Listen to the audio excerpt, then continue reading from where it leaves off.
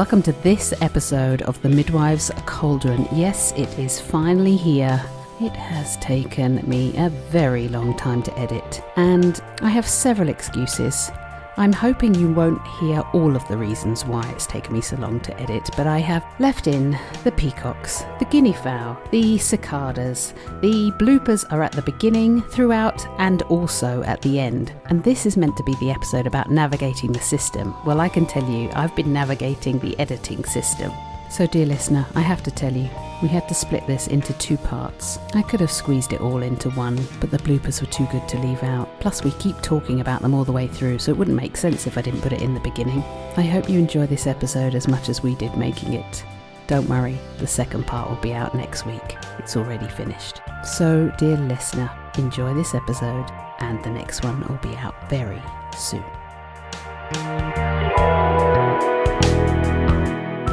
I'm Katie James, and this is the Midwives Cauldron podcast. Each episode, I'm joined by my incredible co-host, Dr. Rachel Reed. Listen in as we hubble, bubble, toil and trouble our way through aspects of womanhood, midwifery, birth and lactation. So go on, subscribe now, and hear us on your favourite podcast host.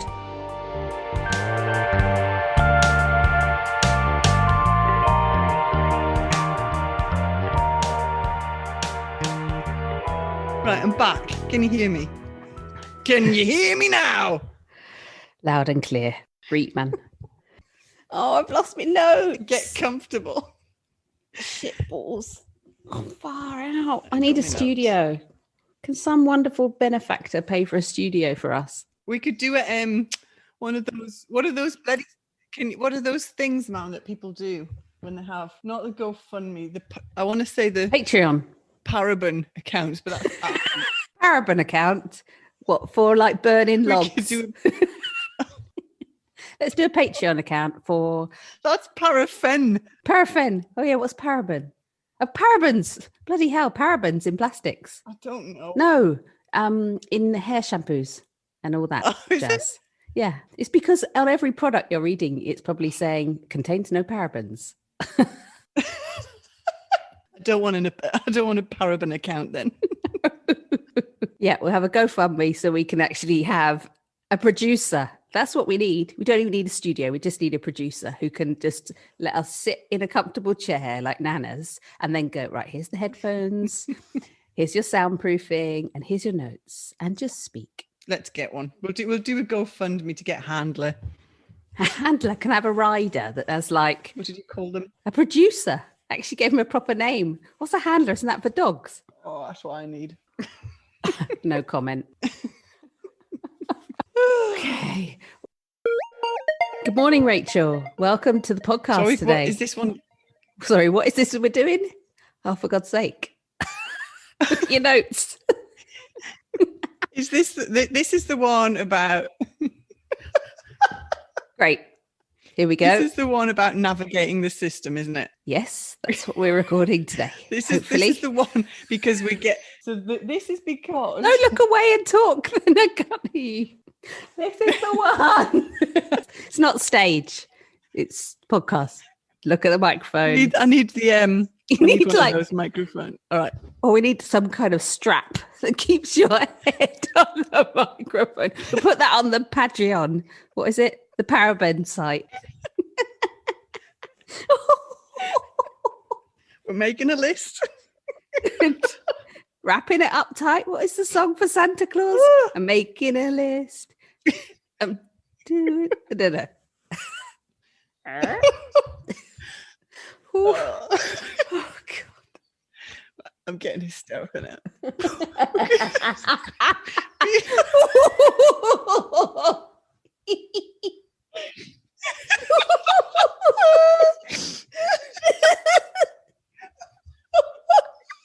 This is self-care.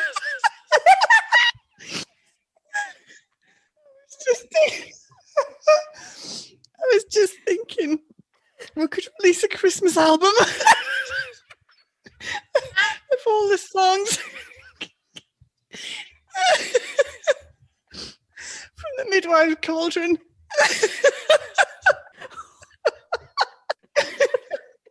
All proceeds go to the Barbara account. Proceeds. Not a charity, just to us Proceeds. and our patheticness that we have no studio. Oh, my belly aches. Oh, God. Right. Self-care over. Keep my head next to the microphone. Yeah. Oh, right. Oh, that was good.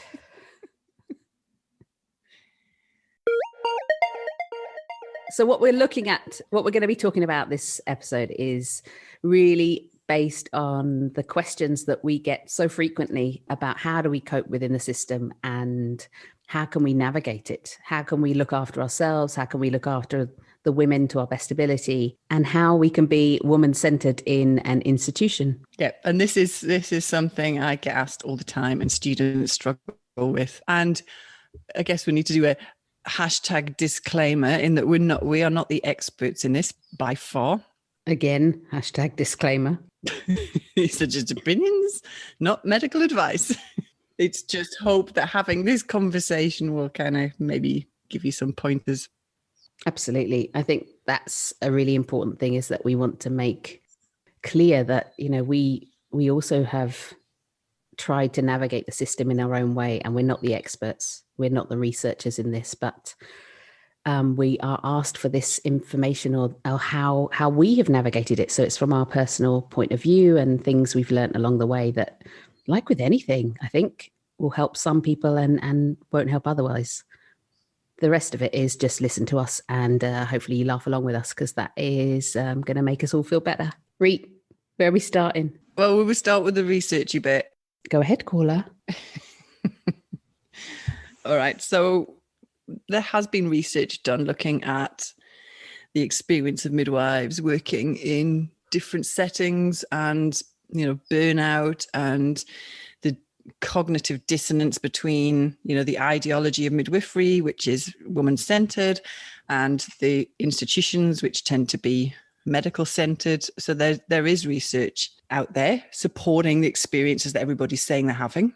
Mm-hmm. And in my PhD, one of my findings, it wasn't one of the major findings, was I kind of combined what I found with all of the literature that I'd looked at around this topic, and I came up with what I call I can't remember what I called it now. It's about how midwives navigate the system, because what I was seeing from the midwives that I had interviewed fitted kind of with what I was seeing in other research.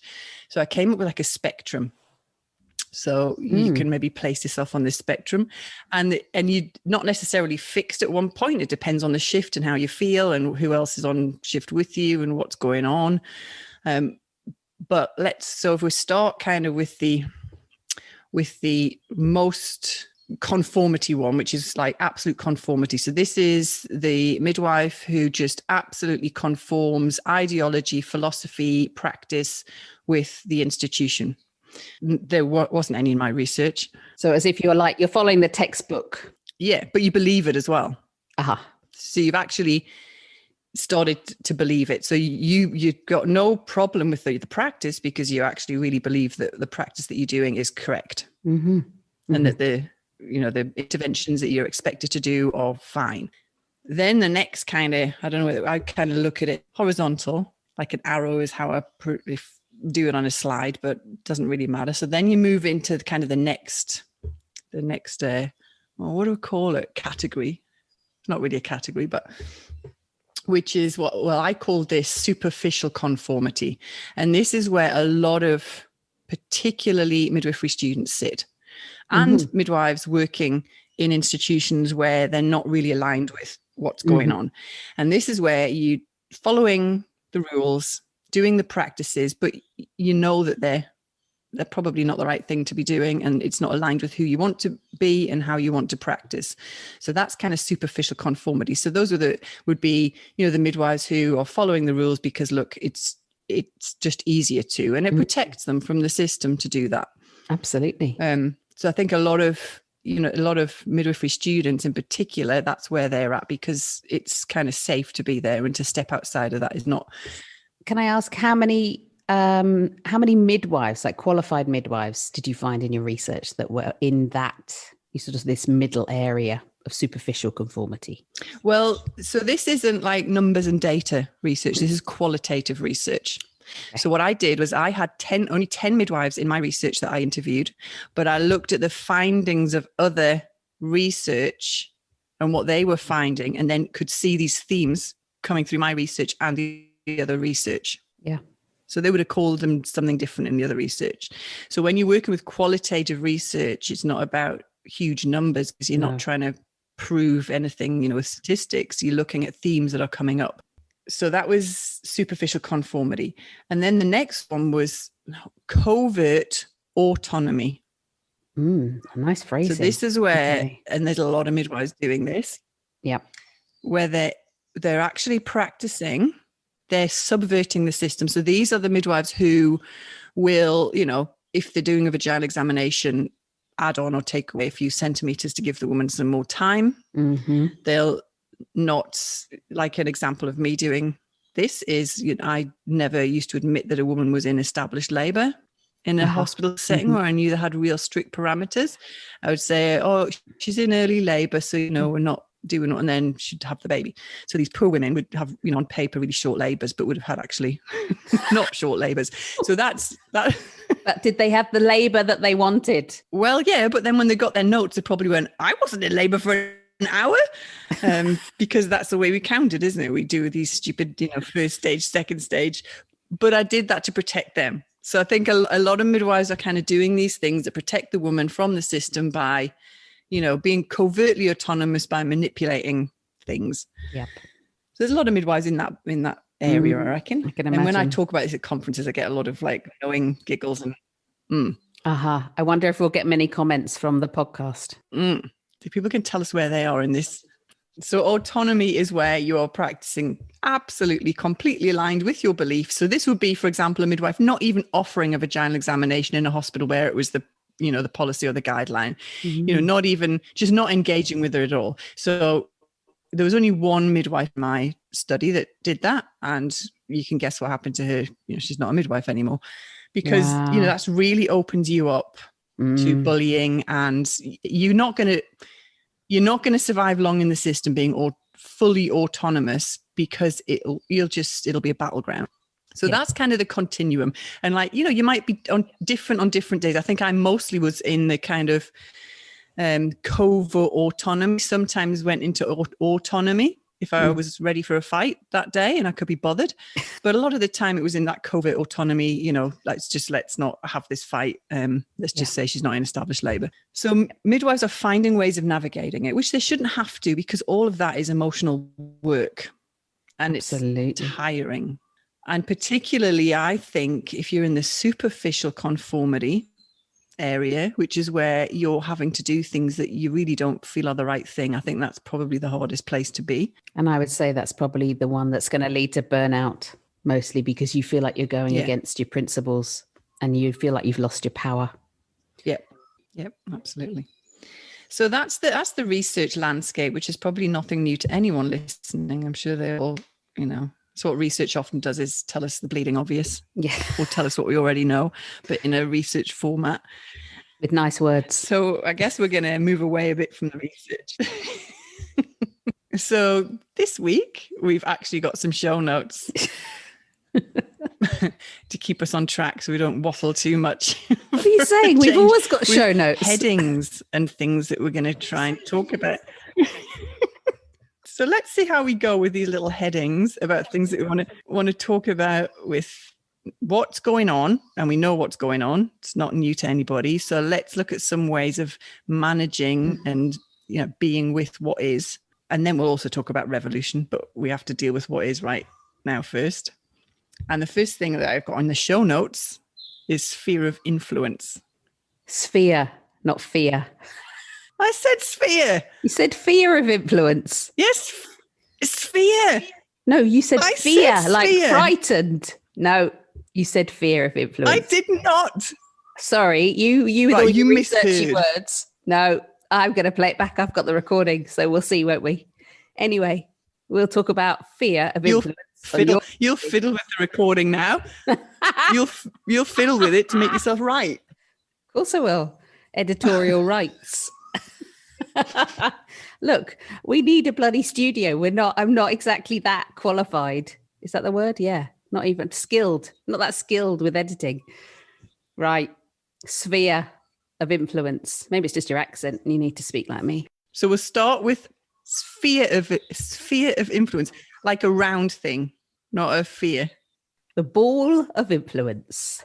Right. So the step one is to identify your sphere of influence, right? And it changes because it might change, with your job or with your position, or if you graduate, you've got a different sphere of influence.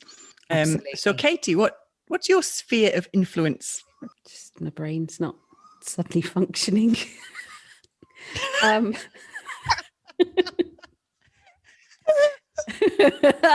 got a big mouth and I can talk. I think no, that's your gift. We'll get to that. What's your sphere of influence?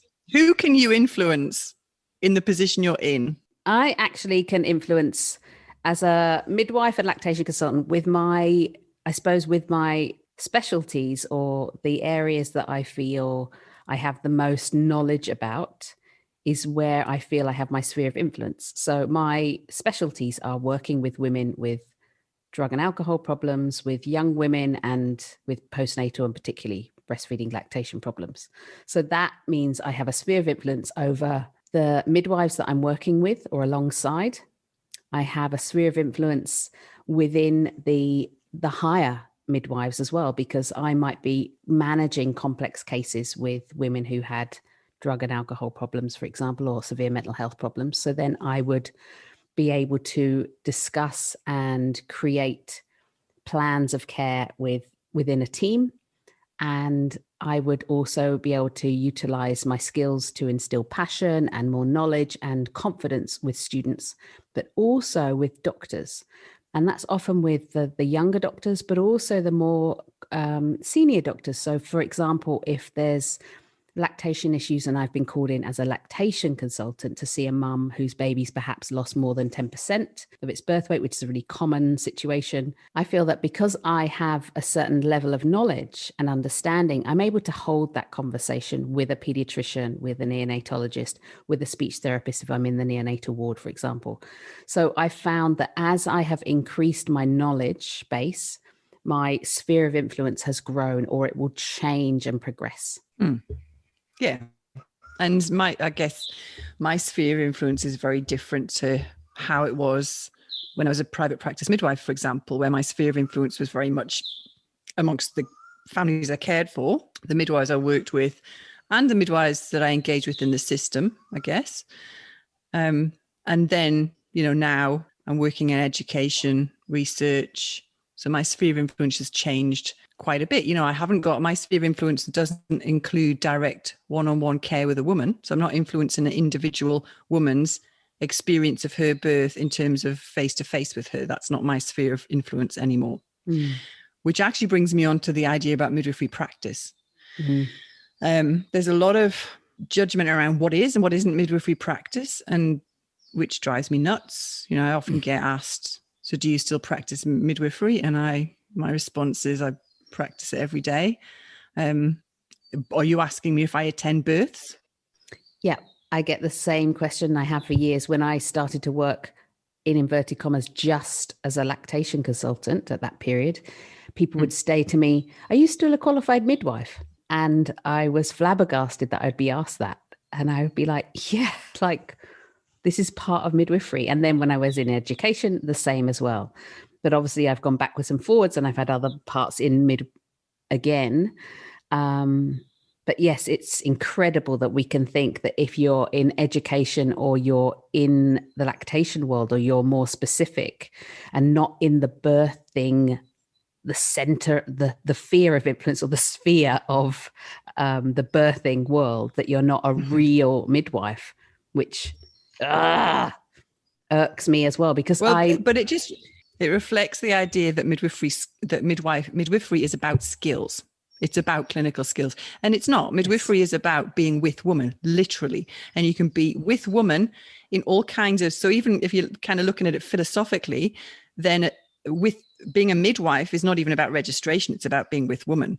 If we're looking at it from a registration perspective, each year when you click to renew your registration, it asks you, are you practicing in midwifery, or have you had current practice in midwifery? And the list of that includes education, research, clinical practice, governance. There's a whole list of things that are considered to be midwifery practice. And I also get how do you maintain your midwifery skills? It's like, well, you know, if I went in the hospital next week, I would be totally cack-handed. You wouldn't want me running through a drip. I'd probably not know how to use the equipment because it would have changed. But I could learn that. That's skills. Yeah, absolutely. Why do I need to maintain those skills for education or for, you know, working in a sphere of influence where I don't need the skills? There's no point. So I think we need to kind of get away from this idea that midwives it's all about the skills. And in particular, you know, there's hierarchies, you know, the top of the pecking order, the apex midwife is the midwife who works on birth suite in high risk birth, top of the apex, you know, all the way down to the community midwife or the midwife who works in an antenatal clinic and doesn't do the real midwifery in the birth. I feel really sad now because that's been most of my life as a midwife, has been in the not real space. But I feel like I've had but it is real. It is real if you look at it from the influence and the difference I've made to people's lives. Absolutely is real. So that sphere of influence is to work out what your sphere of influence is. And it may be really, if you're a student midwife, it's going to be really small. Your sphere of influence will be your fellow students, the midwives that you work with, the women that you care for. And, you know, you'll have a different sphere depending on where you are and what you're doing. The other thing to say about sphere of influence before moving on is that, you know, it's really helpful to work out what is your sphere of influence and actually release the things that aren't within your sphere of influence, release your attachment to that and focus on the bits you can influence. So, you know, there's no point in, you know, I often get told, you're preaching to the converted, you need to go and talk to obstetrician. Well, they're not going to listen to me. Like, why? I'm not going to, you know, it's like with student, I was saying to the Making a Midwife podcast women that, you know, it's not your job as a student midwife to fix the system. You're not there to influence change within the system. You're there to actually learn how to be a midwife to get your ticket so that you can then maybe go on to do that. So focusing on how terrible it all is and how can you change it? You can't change it. You need to get through it so that you can get out the other end. And then your sphere of influence might open up and you can change it. But really, you know, I think we take on too much responsibility. So it's working out where is your sphere of influence and focusing it down instead of trying to do everything and be everything and influence everyone. Good points. Should we move on to your gifts? Did I say that correctly?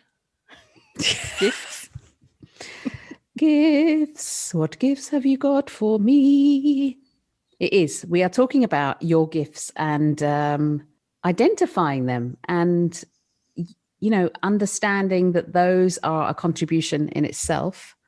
Yeah. So you've got your sphere of influence. So then you go, okay, what can I offer in this sphere of influence? And it might just be, I'm really nurturing and lovely and I can offer that to women. Or it might be, I'm pretty good at, I don't know, arguing the point or communicating something really effectively. Yeah. No, but I'm laughing, but it's just because I know how you know, we come across as being a bit ranty pants but it's about communicating effectively, which is being strong in yourself. That sounds better. And strong in your knowledge of, and that's the important thing for me, is if you know that you're a good communicator, utilize it. And again, if you're a student midwife, it is difficult to navigate that at that point in time. But this is something that you can grow. The more knowledge we have, the more strength we have, also the more backup we have. And then I think it gives you the confidence to start speaking and communicating. And it's not about necessarily creating, you know, this standoff, but it's about saying, do you know what? let's have a conversation about the fact that we do X procedure, because I've read this and this and this research, and I've got this gift enabled to bring people together, to collaborate. And that's one of my powers, so to speak.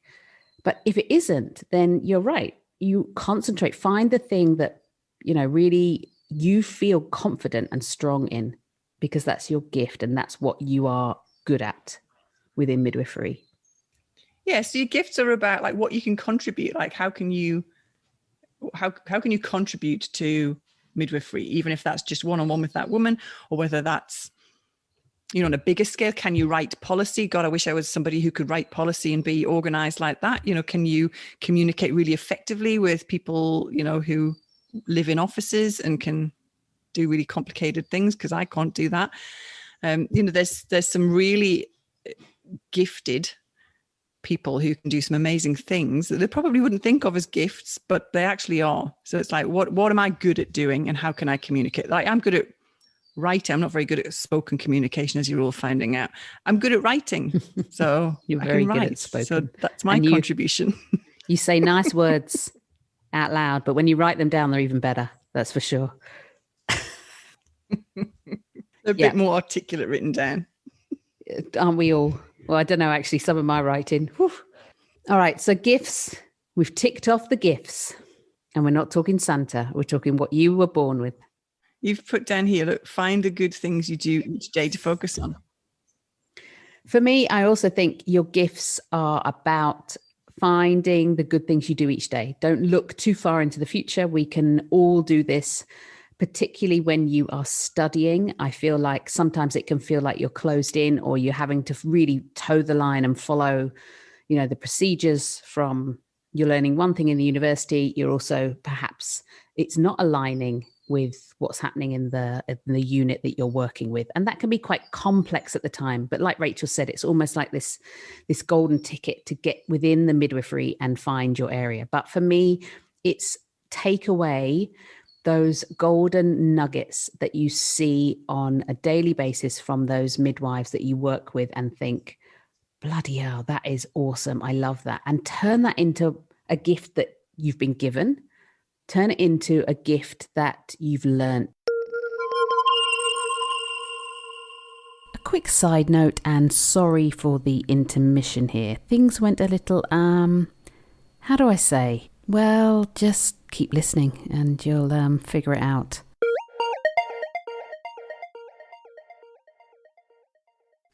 Should we move on to relationships with women? This is going to be the shittest, worst podcast to fucking edit ever. I'm just going to do a fucking bloopers podcast. All right, so we've done just do the whole thing. Or just not even edit. Just not even edit it. They can have all of this shit in between of me going and you going, what are we talking about? Don't know how to talk about. How can we've waffled about this so many times, yet when we put fucking notes, we cannot stick to them. It's worse. I never write notes again. No, I can stick to them. I can stick to them because right, you just have to keep it short. I think we're doing too much waffling around things. Like, do you know what I mean? I think we're trying to talk too much on a podcast. Talk less. Right, next, relationships with women. So we've looked at where is our sphere of influence, what are our gifts and our contributions, and then looking at our relationships with women, because I actually think that part of what midwives find hard is about our unrealistic ideas about midwifery and about the mother-midwife relationship. Because what we're expected to have now is new. It's never been around. If you look in history, the midwife had a very defined role, which was actually not, she wasn't the best friend of the woman. Yeah. The gossips were the best mates of the woman. Yeah. And the midwives had a clear role. She came in, she kind of oversaw what was going on in terms of promoting and supporting physiology. She could manage shit if it happened. And that was her job. And she didn't necessarily have a strong emotional relationship with the woman. And now particularly in Australia, we're really pushing to have, the gold standard, because it is, in terms of outcomes, you get better outcomes for women if it's a relationship-based model of care, like continuity of the midwife with the woman all the way through. But we're not then really exploring what does that mean? And because it's new to Australia, it's different to how it was in the UK. For me, it was really different. Yeah, in the UK, I was the midwife. I wasn't the friend of the woman. I wouldn't necessarily see it afterwards. I didn't get caught up in the same emotional way, that you do when you really care about a woman or have a relationship. Whereas here, I found that really different when I started private practice. Everyone wants to be your mate. And I've got some lovely friends who I was midwives with. Me too. Right. Which I never thought I would in England. I never did that. I never crossed the boundaries in terms of, like, there was a set boundary and it was never, ever crossed until I got to Australia. And then I crossed it. And I remember the first time I crossed it and I was a bit like, oh, is this allowed? Oh, it feels really weird. Oh, I'm not sure about it. But I mean, it's ended up in the most beautiful relationships. And I think when we do that as midwives, we open ourselves up. We're quite vulnerable. Potentially, yeah. And it's not our job. You might happen to be looking after your friend, or you might develop a relationship with the woman that goes beyond a midwifery relationship, but that's not your job.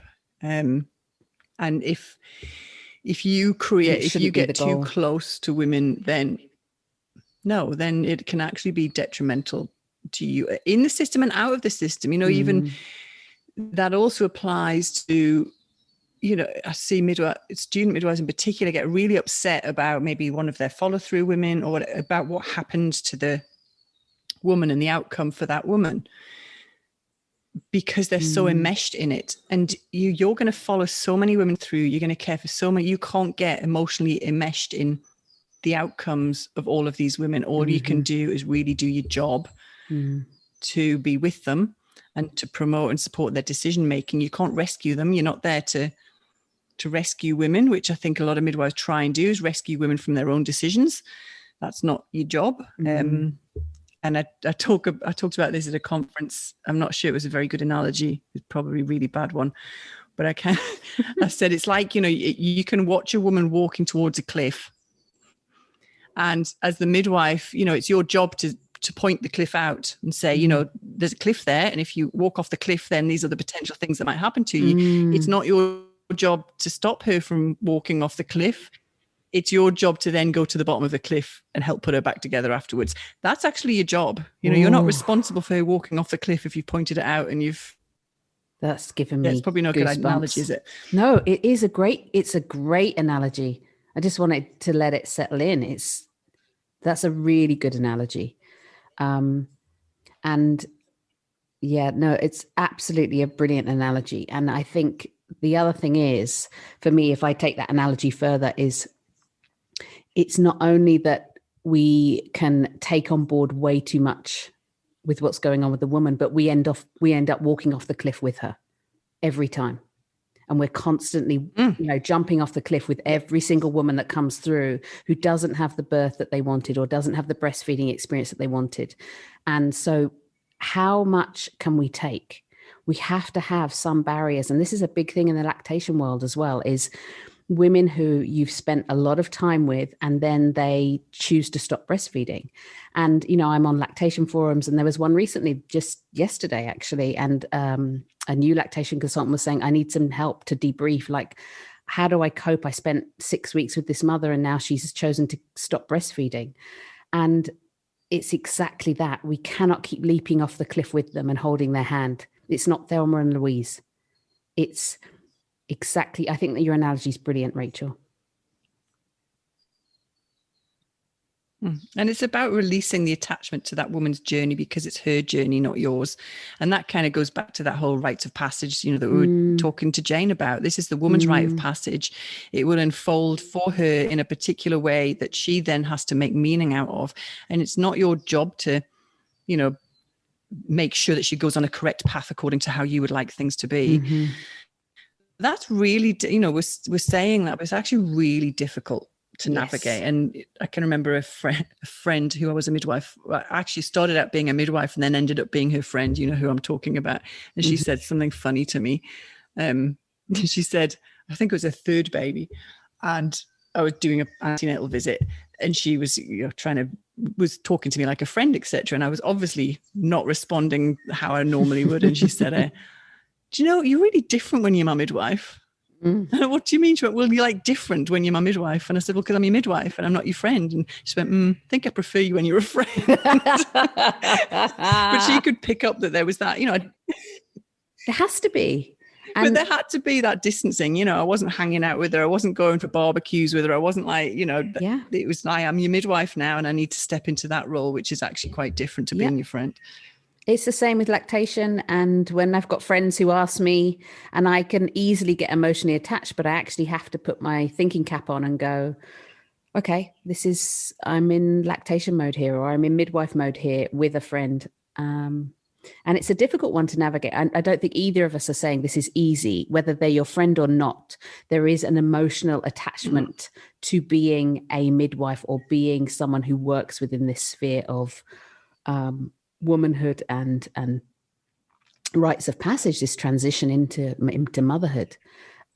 It's sort of in our DNA to connect, but we have to be aware that it can be detrimental and to take a step back, I think, and just have a look at how enmeshed we are and how we deal with that.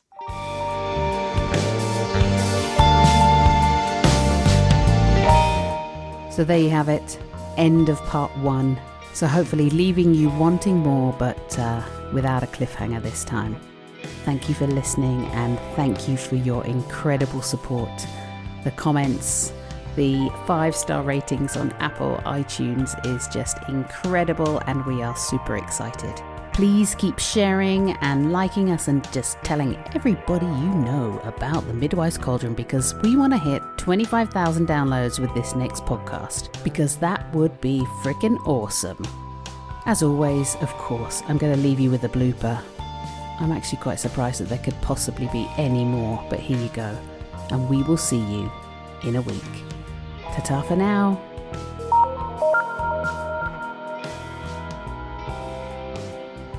Right, hang on. So I think it's set up. So now I go to where's the sound? It's clicked onto this USB mic. Now it's off. Thank God I can't hear you.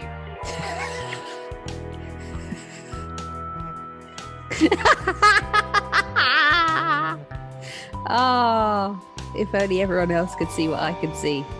Go on, Rachel, keep yelling in silence. I can't lip read. I love the arm movements. The rage is brilliant. Unplug it and plug it in again. Can you hear me now? Yes. Oh my God, is the switch on the bloody thing? Often a switch that turns things on.